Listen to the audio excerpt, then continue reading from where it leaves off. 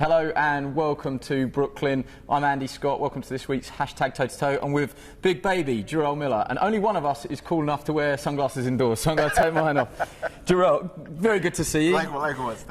We've got the public to send in some tweets, but before we get to those, big fight for you this weekend against Jarrell Washington. Just how confident are you ahead of that fight? Definitely going to get a knockout, man. I just know the way I am, the way I'm built. I just come forward. I'm just a wrecking train. You know what I mean? I'm coming to wreak havoc every fight, and I know he's not going to be able to keep the pressure off of me. And it's going to be fun. It's going to be a fan-friendly fight at the same time, but it's going to reminisce of what Brooklyn boxing's about, and that's bringing knockouts. Okay, well, a lot of people are looking forward to it, and we put some tweets to the public, so they've sent some in, so I'm going to read them to you. This is from Lindsay at @LS_Lindsay. Thanks for texting in, Lindsay. Who does Jarrell think is the best heavyweight on the circuit, not including himself? I mean, the highest rated one, of course, right now is AJ. I mean, after beating Vladimir the way he did, you know, other than that, skill-wise, it's you know, if Tyson Fury does make a return, I would say Tyson Fury. But I mean, if you want to look at it as popularity, it would be AJ in England, UK right now. That's really about it. You know, Deontay will probably be second in line. That's really it, really. I mean, those guys' popularity level, but skill-wise, they're still mediocre to me. You know. Okay. Paul Otai, who's a fan of the show, he tweets in often. If you could pick any heavyweight to fight from the past, who would you pick? Mike Tyson. You're against Tyson, Brooklyn battle. Man, I'm going straight for the bomber, man. We're going to duke it out. Let's see who's going to survive this one. That'd be good fun. I'll be up behind the sofa watching that one. That's scary. I'm glad we don't have to make that fight now. Norman Barton tweeted in, who was your boxing idol growing up? Mike Tyson.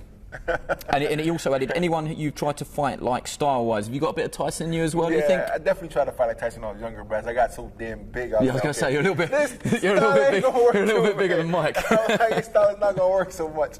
But I do add it in, like I do switch it up.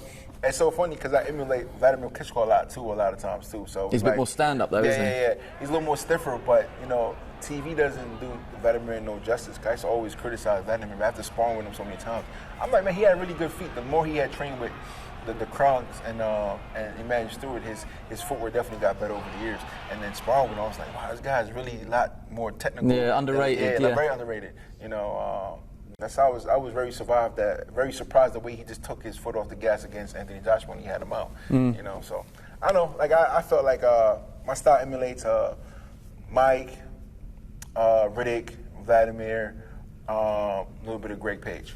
Okay, well, that's not a bad mix at all. Yeah. The England man, if you beat Washington this Saturday, you'll say when. What fight would you prefer out of Dominic Breazeale and Dylan White?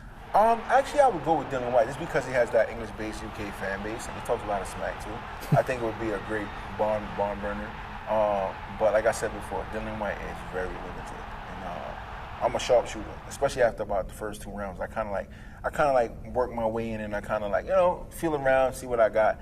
But if you notice any one of my fights by the third round, third round, I'm picking my shots, and that's all she wrote. And Dylan White's gonna get knocked out because he's doing all this crap. So you know, we're gonna put him in the basket. I look forward to Dylan's response to that. That'd be good. We might have to edit it, add a few bleeps in that.